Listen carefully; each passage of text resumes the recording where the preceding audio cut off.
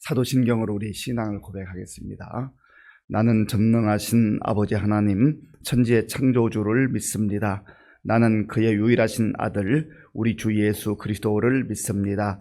그는 성령으로 잉태되어 동정녀 마리아에게서 나시고 본디오 빌라도에게 고난을 받아 십자가에 못 박혀 죽으시고 장사된 지 사흘 만에 죽은 자 가운데서 다시 살아나셨으며 하늘에 오르시어 전능하신 아버지 하나님 우편에 앉아 계시다가 거기부터 살아있는 자와 죽은 자를 심판하러 오십니다. 나는 성령을 믿으며 거룩한 공교회와 성도의 교제와 죄를 용서받는 것과 몸의 부활과 영생을 믿습니다. 아멘.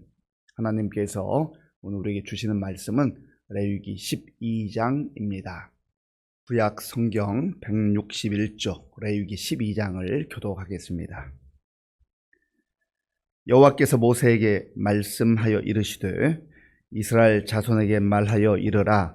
여인이 임신하여 남자를 낳으면 그는 이레 동안 부정하리니 곧 월경할 때와 같이 부정할 것이며 8째 날에는 그 아이의 포피를 벨 것이요 그 여인은 아직도 33일을 지내야 산혈이 깨끗하리니 정결하게 되는 기한이 차기 전에는 성물을 만지지도 말며 성소에 들어가지도 말 것이며 여자를 낳으면 그는 2일 동안 부정하리니 월경할 때와 같이 될 것이며 산혈이 깨끗하게 되면 66일을 지내야 하리라. 아들이나 딸이나 정결하게 되는 기한이 차면 그 여인은 번제를 위하여 1년 된 어린 양을 가져가고 속죄제를 위하여 집비둘기 새끼나 산 비둘기를 회막문 제사장에게로 가져갈 것이요 제사장은 그것을 여호와 앞에 드려서 그 여인을 위하여 속죄할지니 그리하면 산혈이 깨끗하리라. 이는 아들이나 딸을 생산한 여인에게 대한 규례니라. 그 여인이 어린 양을 바치기에 힘이 미치지 못하면 산 비둘기 2마리나 집 비둘기 새끼 2마리를 가져다가 하나는 번제물로 하나는 속죄 제물로 삼을 것이요 제사장은 그를 위하여 속죄할지니 그가 정결하리라. 아멘. 우리가 성경을 읽다 보면 이해하기 어려운 부분들이 많이 나옵니다. 오늘 레위기 12장도 그러한 내용 중에 하나입니다. 하나님께서 어제 우리가 함께 묵상했던 11장부터 이제 정결법에 대해서 말씀해 주고 있습니다. 어제는 음식에 대한, 먹을거리에 대한 정결법에 대해서 말씀을 해 주셨습니다. 오늘 본문에서는 이제 출산을 한 여인, 산모에 대한 정결법에 대해서 말씀해 주고 있습니다. 1절에 보면 여호와께서 모세에게 말씀하여 이르시되, 모세에게 먼저 말씀하셨고 모세는 하나님의 명령을 따라서 아론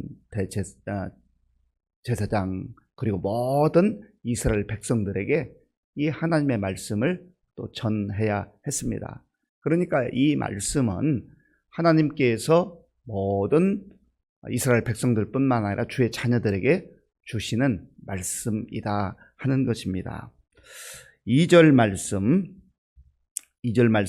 우리 함께 읽겠습니다. 이스라엘 자손에게 말하여 이르라. 여인이 임신하여 남자를 낳으면 그는 이레 동안 부정하리니 곧 월경할 때와 같이 부정할 것이며 아멘. 남자아이를 낳으면 7일 동안 부정하게 될 것이다. 그렇게 말씀을 하셨어요. 그리고 덧붙여서 하시는 말씀이 곧 월경할 때와 같이 부정할 것이며, 여인이 월경할 때에 생리할 때 피를 흘리게 되잖아요. 그러니까 이것은 피와 관련이 있는 말씀이다 하는 것을 먼저 우리가 알아야 합니다. 그리고 4절에 보면 그 여인은 아직도 33일을 지내 산혈이 깨끗하게 될 것이다. 그리고 그 기한이 차기 전에는 성물을 만지지 말고 성소에 들어가서도 안 된다, 이렇게 말씀하셨어요. 부정하다라고 하는 의미는 더럽다라고 하는 의미가 있어요. 이것은 죄와 관련이 되어 있는 내용입니다. 그러면 하나님께서 생명을 주셔서 자녀를 출산을 했는데 그것이 더럽고 죄라고 하는 의미인가? 그런 의미는 아니죠. 자, 5절에 보면 여자를 낳으면 그는 2일에 동안 부정하리니 월경할 때와 같을 것이며 산열이 깨끗하게 되면 66일을 지내야 하리라, 이렇게 말씀을 하셨습니다. 그러니까 출산에 대해서 말씀하셨는데 두 부분으로 나누어서 말씀해 주시죠. 하나는 남자아이를 낳았을 때 7일을 먼저 부정한 기간을 가지고, 그리고 또다시 33일, 그러니까 전체 40일을 따로 이렇게 구분되어진 기간이 있다라고 하는 겁니다. 그리고 여자아이를 낳았을 경우에는 2일에 동안이니까 2배가 되는 거죠. 14일 동안 이제 부정하게 될 것이다 하고, 또한 66일을 지나서 전체 80일을 지나야 모든 하나님께서 말씀하신 이 과정이 마치게 된다라고 하는 거죠. 격리 기간과 비슷한 기간입니다. 자, 그러면 왜 남자아이를 낳았을 때 7일에 33일 40일이고 여자아이를 낳았을 때 14일과 66일 전체 80일이 되는 것인가? 여기에 대해서 성경학자들이 몇 가지로 설명을 하는데 사실은 다 명확하다고 볼 수는 없습니다. 먼저는 이렇게 설명하는 학자들이 있습니다. 그 에덴 동산에서 아담과 하와가 유혹을 받아서 하나님께서 금하신 선악을 알게 하는 열매를 먹잖아요. 선악과를 먹게 되잖아요. 그런데 하와가 먼저 먹고 그 다음에 아담에게 주었기 때문에 이제 그 죄를 지은 순서로 보면 하와가 여자로서 먼저 그것을 먹었기 때문에 그 죄가 좀 더 중하다, 그렇게 설명을 하는 학자들이 있습니다. 그러나 이것은 그렇게 설명할 뿐이지 확실하다고 말할 수가 없습니다. 또 어떤 학자들은 그 고대 사람들이 생각할 때에 이 남자 아이를 낳을 때보다 여자 아이를 낳으면 이 출혈이 더 많다고 생각했던 것 같아요. 그래서 이렇게 규정을 하셨다. 그런데 그것은 사람들의 생각이지 이 규정은 지금 하나님께서 모세를 통해서 말씀해 주신 것 아니겠습니까? 그러니까 그것도 확실하다고 말할 수가 없습니다. 또 어떤 사람들은 이 남자 아이를 낳을 때와 여자 아이를 낳을 때 그 아이들의 그 신체 구조가 다르기 때문에 이렇게 했다라고 하는데 이런 것은 그저 학설일 뿐이에요. 그러니까 어제도 말씀드립니다만은 우리가 성경에 하나님께서 말씀해 주셨지만 우리가 지금 정확하게 이해할 수 없는 부분들이 있습니다. 그러면 그것은 궁금하긴 해도 그대로 하나님께서 뜻이 계셔서 이렇게 하셨다라고 하는 것을 우리가 받아들일 수밖에 없는 것입니다. 명확하지 않은데 너무 명확하게 이렇게 저렇게, 물론 자기 나름대로 연구해서 설명을 할 수는 있지만 이것만이 옳다, 이것만이 분명하다, 확실하다라고 말하게 될 때는 위험성이 있을 수 있다라고 하는 거죠. 그래서 하나님께서는 베드로 사를 통해서도 너희가 성경에 있는 내용 중에 어떤 부분들은 사사로이 풀지 말아라, 그렇게 말씀을 주신 적도 있습니다. 그런데 중요한 것은 그러면 하나님께서 왜 이런 기간을 두시게 되었는가? 영적으로 좀 분리하는 시간이 필요하다라고 하는 거예요. 생명은 귀한 것입니다. 생명은 오직 하나님만이 주관하시고 하나님만이 주실 수 있는 것입니다. 그런데 서두에 말씀드린 대로 피는 생명이잖아요.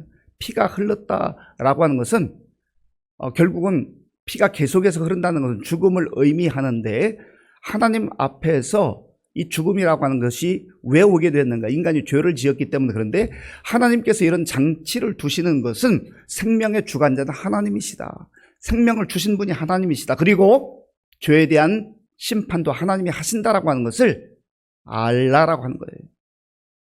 인간의 노력으로 생명을 얻을 수 있는 게 아니라고 하는 거예요. 생명의 주관자는 전적으로 하나님이시다라고 하는 것을 알고 우리가 살아야 한다라고 하는 것입니다. 그리고 또한 한 가지는 여기서 분명한 것은 하나님께서 이런 율법을 주실 때에는 심판하고 정죄하고 판단하는 그런 목적으로 주신 게 아니라는 거예요. 율법의 전체 내용은 사실은 주의 백성들을 보호하시고 또한 사랑하시는 목적이 거기에 담겨져 있는 것입니다. 그래서 예수님께서도 명확하게 정리해 주셨지 않습니까? 어떤 율법사가 와서 이 율법에서 가장 중요한 것이 무엇입니까? 두 가지예요. 하나는 하나님을 사랑하라. 전심으로 하나님을 사랑하라. 그리고 또 하나는 이웃을 사랑하라. 사람을 사랑하라. 그러니까 하나님을 사랑하고 이웃을 사랑하는 것, 이것이 여기 전체 내용의 핵심적인 주제라고 하는 거예요. 물론 그 두 가지는 십계명의 두 부분을 축약한 것이기도 하지만 그러나 세세하게 구분해서 말씀하시는 전체 이 복잡한 율법의 내용을 역시 하나님께서 두 가지로 말씀해 주신다는 것을 우리가 전제로 알아야 한다라고 하는 것입니다. 그래서 하나님이 이 여인들이 이제 출산을 했을 경우에 일정한 격리가 필요한 것은 피를 흘렸기 때문에 건강을 보호하고 또 이 여인들이 이렇게 오늘날 말하면 출산 휴가와 같은 것입니다. 그러한 보호 장치로서 보호 기간이 있을 때에 이 여인들이 잘 또 휴식을 취하고 일상생활을 할 수 있었기 때문에 그런 하나님의 사랑과 은혜가 담겨져 있는 그러한 말씀이다라고 하는 것이죠. 그리고 또한 하나님께서 이 모세를 통하여서 이 기간이 지난 이후에 번제와 속죄제를 드려야 된다 그렇게 말씀하셨습니다. 자, 본문 6절 말씀 제가 읽겠습니다. 아들이나 딸이나 정결하게 되는 기한이 차면 그 여인은 번제를 위하여 1년 된 어린 양을 가져가고 속죄제를 위하여 집비둘기 새끼나 산비둘기를 회막문 제사장에게로 가져갈 것이요. 아멘. 번제를 드리도록 했습니다. 번제라는 것은 이 제물을 온전히 불로 태워서 하나님께 드리는 제사예요. 여기에는 헌신과 희생의 의미가 담겨져 있습니다. 생명을 주신 하나님, 생명의 주관자이신 하나님, 또 이 귀한 생명의 선물을 주신 하나님, 나 인생이 주님께 속했음을 고백합니다. 이 자녀의 생명도 하나님께서 허락하셨으니 하나님께서 인도해 주실 것을 믿습니다. 그런 의미로 하나님께 번제의 제물을 드렸습니다. 그리고 속죄제를 위해서는 집비둘기 새끼 2마리나 집비둘기 새끼나 산비둘기를 회막문에서 이제 제사장에게 바쳐서 이것을 속죄의 제물로 드렸다 하는 것입니다. 또 하나님께서 이 주의 자녀들, 주의 백성들을 사랑하시고 배려하는 장면이 여기 나오는데요. 자, 본문 8절 말씀, 우리 8절을 함께 읽겠습니다.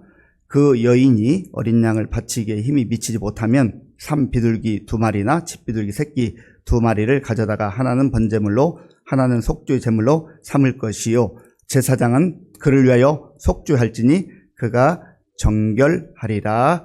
아멘. 번제를 드릴 때는 이제 어린 양을 가져오라고 했고 속죄제를 드릴 때는 집비둘기 새끼나 산비둘기를 가져와서 드려야 한다고 했어요. 그런데 또 백성들 가운데 가정 형편이 거기에 미치지 못하는 경우가 있잖아요. 그래서 하나님께서는 그 상황이 되지 못하면 어린 양 대신에 8절 첫 부분에 보면 그 여인이 어린 양을 바치기에 힘이 미치지 못하면, 상황이 되지 못하면, 형편이 되지 못하면 그것 가져오지 않아도 된다. 산비둘기 2마리나 집비둘기 새끼 2마리를 가져와서 하나는 번제물로 하나는 속죄제물로 드려라. 그러니까 하나님은 참 세밀하신 하나님, 자상하신 하나님이세요. 그 상황 되는 대로 형편에 따라서 그 마음과 정성을 다하면 된다라고 하는 것을 말씀해 주고 있는 겁니다. 우리가 하나님 앞에 헌신하고 봉사하고 또 물질로 헌금을 드리는 것도 마찬가지예요. 물론 우리가 형편이 되고 또 상황이 돼서 많은 것 드리면 감사하고 또 좋은 일이지만, 하나님은 우리가 적게 드린다 해서 상황이 어쩔 수 없는데 적게 드린다 해서 그걸 외면하거나 나무라는 하나님이 아니라고 하는 거예요. 그래서 예수님께서도 성전에서 하나님께 헌금하는 그 장면을 보시면서 그 가난한 과부가 2렙돈 드린 거 귀하게 보셨다, 칭찬하셨다 말씀하셨잖아요. 하나님이 우리의 그 물질의 내용도 보시지만 더 중요한 것은 그 물질을 드리는 그 사람의 믿음과 그 마음과 그 모든 것들을 바라보신다 하는 겁니다. 이거 생각해 보면 우리가 그저 하나님 앞에서 다른 사람과 비교하지 말고 최선을 다해서 믿음으로 주님을 사랑하는 마음으로 우리의 마음도 드리고 우리의 또 시간도 드리고 우리의 물질도 드리고 우리의 인생을 드릴 때 하나님께서는 다른 사람과 비교하지 아니하시고 우리 형편에 따라서 모든 것을 받아주시는 하나님이시다라고 하는 것을 꼭 기억을 하셔야 합니다. 오늘 우리에게 주신 이 말씀, 출산을 한 여인이 정결케 되는 기간을 주신 것도 어느 부분은 우리가 세밀하게 다 알지 못한 부분이 있으나 중요하고 분명한 것은 하나님께서 사랑으로 보호하기 위해서 은혜의 장치로 이런 정결하게 되는 기간을 허락해 주셨다라고 하는 것이죠. 하나님의 사랑과 자비가 여기에 포함되어 있는 겁니다. 그 하나님의 사랑과 자비와 은혜가 오늘 저와 여러분들을 향해서도 동일하게 주어지는 거예요. 그리고 무엇보다도 우리는 이제 번제물이나 속죄 제물을 가지고 나오는 게 아니잖아요. 우리의 영원한 화목제물이 되신 예수 그리스도를 의지하여서 하나님 앞에 나 마음껏 자유롭게 예배드리고 우리의 마음을 드리고 기도할 수 있게 되었으니 그보다 더 큰 은혜가 어디 있습니까? 오늘 예수님 마음에 또 묵상하고 사모하며 나의 왕으로 나의 주인으로 고백하며 오늘 우리의 발걸음이 어디로 향하든지 있는 그곳에서 정말 거룩한 주의 백성들로 하나님의 자녀들로 살아갈 수 있는 저와 여러분들이 될 수 있기를 바랍니다. 아버지 하나님 감사합니다. 하나님께서 은혜를 베풀어 주셔서 지난 밤도 편히 잘 쉬게 하시고 또 새로운 날 복된 날을 주셔서 감사합니다. 하나님은 모세를 통해서 말씀을 주실 때에도 지금 이 시대에도 우리를 한결같은 사랑으로 사랑하시고 은혜로 이끌어 주시며 또한 보호해 주시는 하나님이신 줄로 믿습니다. 예수님 안에서 영원한 하나님의 백성이 되고 하나님의 자녀가 되었사오니 이제 우리가 어디 가든지 오늘도 그리스도인답게 하나님의 자녀답게 거룩한 삶을 살아가게 하시고 하나님의 영광을 드러내게 하시고 또 우리 주변 사람들에게 아름다운 복음의 향기를 드러낼 수 있는 복된 삶을 살 수 있도록 인도하여 주시옵소서. 예수님의 이름으로 기도하옵나이다. 아멘. 주기도문으로 예배를 마치겠습니다. 하늘에 계신 우리 아버지의 이름을 거룩하게 하시며 아버지의 나라가 오게 하시며 아버지의 뜻이 하늘에서와 같이 땅에서도 이루어지게 하소서.